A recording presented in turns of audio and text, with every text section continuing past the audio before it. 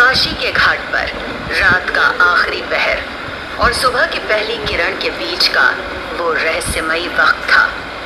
गंगा की सतह पर हल्की धुंध तैर रही थी और चारों ओर एक जादुई शांति पसरी हुई थी।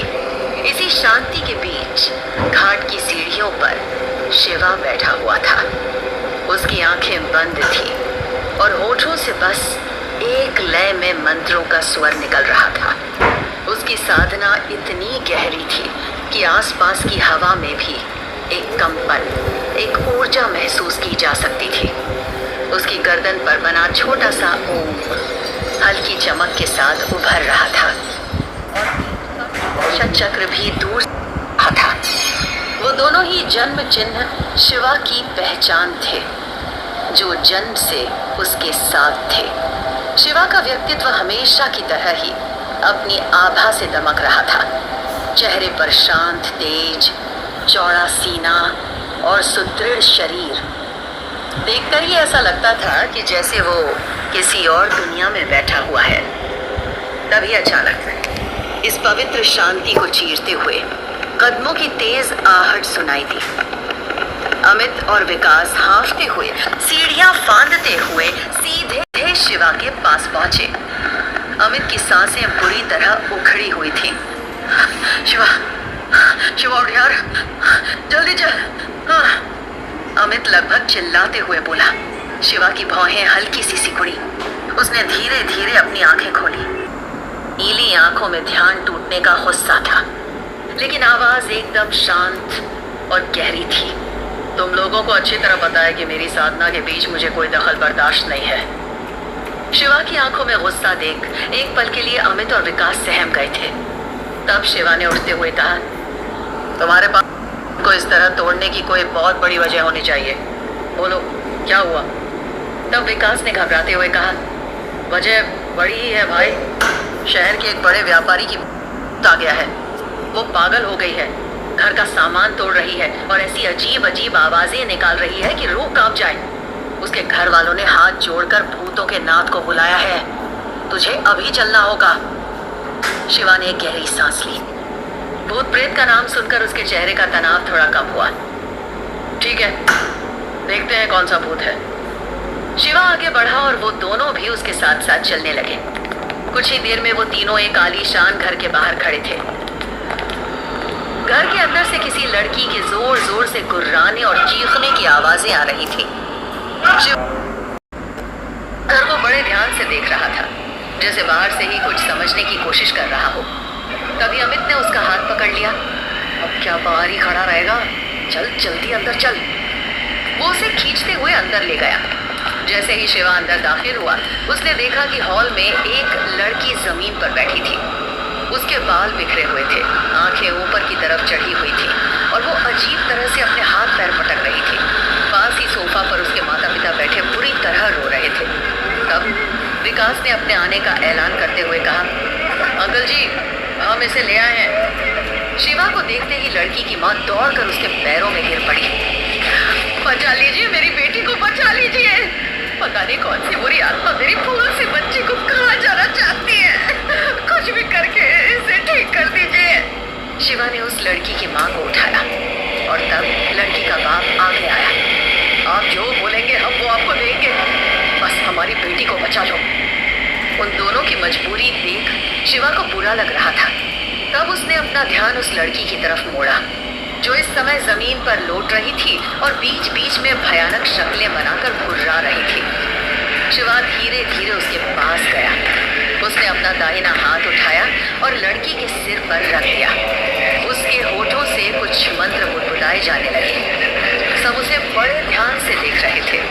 तब अमित ने लड़की के माता पिता को आश्वासन दिया, चिंता मत कीजिए, अब सब कुछ ठीक होगा। लेकिन कुछ ही सेकंड्स बाद शिवा ने अपनी आंखें खोली।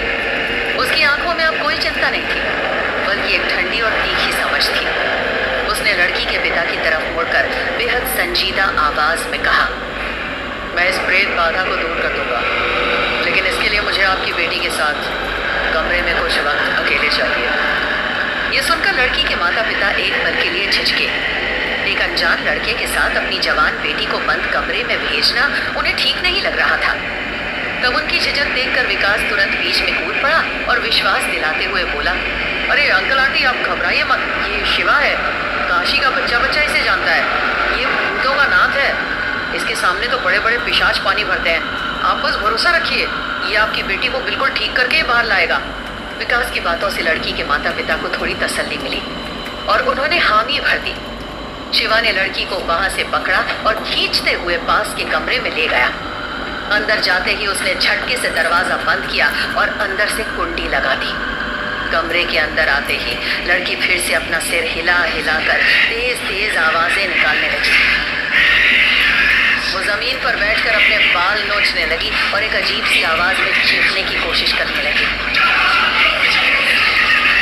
शिवा कुछ पल चुपचाप खड़ा उसे देखता रहा। फिर उसने एक गहरी ठंडी सांस ली और सख्त आवाज में बोला, नाटक बंद करो, मुझे पता है तुम पर कोई भूत नहीं चढ़ा हुआ है। लड़की की चीख एकदम से रुक गई। वो झटके से रुकी और हैरानी से शिवा की तरफ देखने लगी। कुछ पल तक सन्नाटा रहा। फिर वो लड़की धीरे से मुस्कुराई। उसने अपने बिखरे हुए बालों को पीछे किया और एकदम सामान्य मीठी आवाज में बोली, तुम्हें कैसे पता चला कि मैं नाटक कर रही हूँ? मेरी एक्टिंग तो इतनी रियल थी कि मेरे मम्मी पापा तक डर गए। शिवा के चेहरे पर रत्ती भर भी भाव नहीं बदले। वो उसी ठंडे स्वर में बोला, क्योंकि जब सच में किसी पर कोई साया हावी होता है तो हवा भारी हो जाती है। उस शरीर से एक नकारात्मक ऊर्जा निकलती है जो खून को जमा देती है। कमरे का तापमान गिर जाता है और आंखों में एक मृत आत्मा का खालीपन होता है। भूत प्रेत का साया सिर्फ बाल बिखेरने और जमीन पर लौटने का नाम नहीं है। तुम्हारी आंखों में कोई साया नहीं, सिर्फ चालाकी है। सच सच बताओ, तुम ये सब नाटक क्यों कर रही हो? लड़की के होठों पर एक शरारती मुस्कान आ गई। वो धीरे धीरे शिवा की तरफ एकदम बढ़ने लगी। क्योंकि मैंने तुम्हारे बारे में बहुत सुना था। वो नखरीले अंदाज में बोली, पूरे कॉलेज की लड़कियां तुम्हारे इस टफ लुक और तुम्हारे भूतों के नाथ वाले स्वाइप की दीवानी है। मेरी सहेलियों ने मुझसे शर्त लगाई थी कि मैं तुम्हें कभी हासिल नहीं कर पाऊंगी। उन्होंने कहा था कि तुम किसी लड़की की तरफ देखते भी नहीं, इसलिए मैंने ये भूत वाला ड्रामा रचा ताकि तुम खुद चलकर मेरे पास आओ। और देखो, अब हम इस कमरे में अकेले हैं। लड़की ने अपना हाथ शिवा के सीने पर रखने की कोशिश की।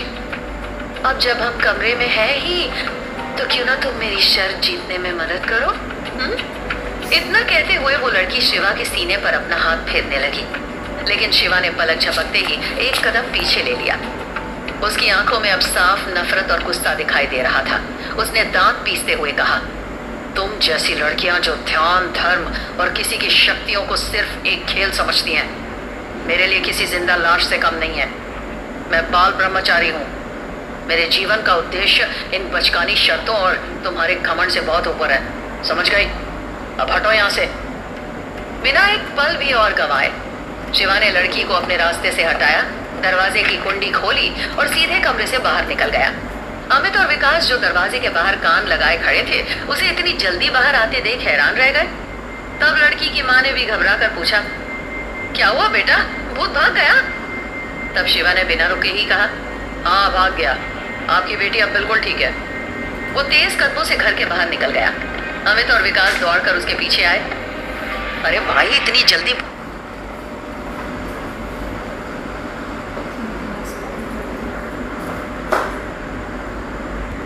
भूत कैसे उतार दिया तूने? बाहर निकलते ही विकास ने हैरानी से पूछा। शिवा ने चलते चलते ही जवाब दिया। उसकी आवाज में रूखापन और चेहरे पर गुस्सा साफ दिखाई दे रहा था। कोई भूत नहीं था, वो अमीरजादी सिर्फ अपने दोस्तों से शर्त जीतने के लिए नाटक कर रही थी। शिवा की बात सुनकर अमित हंस पड़ा। क्या बात कर रहा है, मतलब आज तू भी उल्लू बन गया? वैसे यार शिवा, एक बात बता, तू इतने भरोसे से कह रहा था कि भूत नहीं है, क्या तू सच में इन भूतों और चुड़ैलों पर विश्वास करता भी है या सिर्फ ये भस्म लगाकर लोगों को बेवकूफ बनाता है? शिवा के कदम रुक गए। उसने मुड़कर अमित की आंखों में देखा। उसकी नीली आंखों में एक ऐसी गहराई थी जिसने अमित की हंसी पल भर में गायब कर दी। तब उसने भारी आवाज में कहा, भूत होते हैं और वो इन दोहरे चेहरे वाले इंसानों से कई गुना ज्यादा सच्चे होते हैं। कम से कम वो अपना असली रूप तो नहीं छुपाते। इतना कहकर शिवा आगे बढ़ गया। थोड़ी देर बाद तीनों 80 घाट के किनारे एक चाय की टपरी पर पहुंचे। अमित और विकास चाय का ऑर्डर देकर आपस में किसी बात पर हंस रहे थे। शिवा उनसे थोड़ा दूर गंगा की शांत लहरों को देखते हुए अकेला खड़ा था। हवा में हल्की ठंडक थी। तभी अचानक शिवा के कानों के पास की हवा का तापमान एकदम से गिर गया। एक बर्फीली ठंडक उसके गर्दन को छूकर गुजरी और फिर उसके ठीक कान के पास एक बहुत ही धीमी फुसफुसाती हुई आवाज गूंजी। वही लड़की की आत्मा जो हमेशा उसके आसपास मंडराती थी। तुमने उन्हें मेरे बारे में क्यों नहीं बताया? आत्मा की आवाज में एक अजीब सी कशिश और शिकायत थी। शिवा ने ना तो अपनी जगह से पलक झपकाई, ना ही अपना सिर घुमाया। वो गंगा की लहरों को देखते हुए ही अपने मन के भीतर बोला, अभी वक्त नहीं आया है। जब सब सही होगा मैं इन्हें बता दूंगा। आत्मा की फुसफुसाहट अब और भी गहरी और रहस्यमयी हो गई थी। वक्त आ रहा है शिवा, बहुत जल्द आ रहा है। एक ऐसा वक्त जो तुम्हारी नियति, तुम्हारा वजूद, सब कुछ हमेशा के लिए बदल कर रख देगा। शिवा के चेहरे पर एक कठोरता आ गई, लेकिन उसकी आवाज में कोई बदलाव नहीं आया था। मुझे किसी नियति से डर नहीं लगता। उस आत्मा की आवाज जैसे हवा में घुलने लगी। डरना पड़ेगा शिवा, तुम्हें भी डरना पड़ेगा, और तुम्हारे साथ जो है उनको भी। बस एक नाम याद रखना, अपनी बर्बादी का नाम, मंगलापुर। शिवा हैरान हुआ और पहली बार उसका ध्यान उन लहरों से हट गया था। मंगलापुर? उसने मन ही मन दोहराया। ये नाम उसने पहले कभी नहीं सुना था, लेकिन वो आत्मा जैसे वहां से गायब हो चुकी थी। पर मंगलापुर का नाम शिवा के दिमाग में एक चेतावनी की तरह रहा।